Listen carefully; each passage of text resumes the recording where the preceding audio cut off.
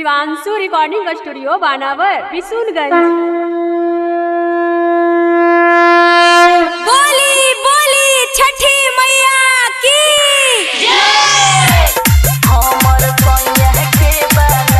Mix by Manoj मस्ताना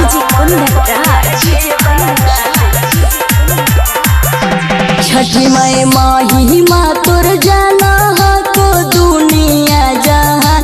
छठी माई महिमा तोर जाना को दुनिया जहान।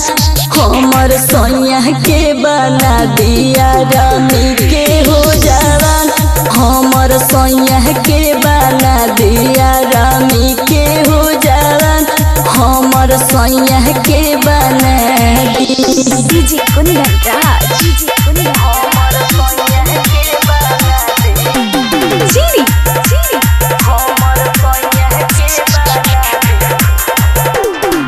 मनमा में लागल बाटे छठी मैया ऐस हो। अगिला वैकेंसी में करा दी उनका पास हो। मनमा में लागल बाटे छठी मैया ऐस हो। अगिला वैकेंसी में करा दी उनका पास हो। कि छठी माई उनका के बनाई देती देसावा के साथ। छठी माई उनका के बनाई देती देसावा के साथ। हमर सोनिया के बना दिया रानी के हो जवान। हमर सोनिया के बना दिया रानी के हो जवान। हमर सोनिया के बना डीजे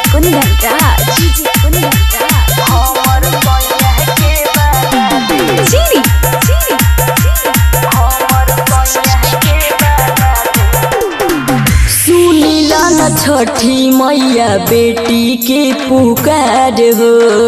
राइटर रोहित के कर सपना सहकार हो।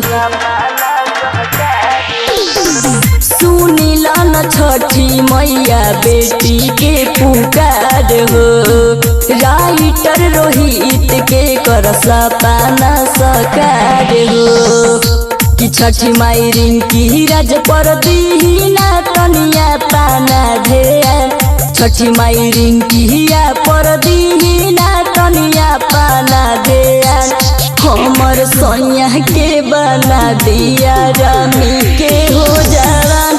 हमर सोनिया के बना दिया रानी के हो जवान। हमर सोनिया के बना दी। शिवांशु रिकॉर्डिंग स्टूडियो बानावर बिशुनगंज।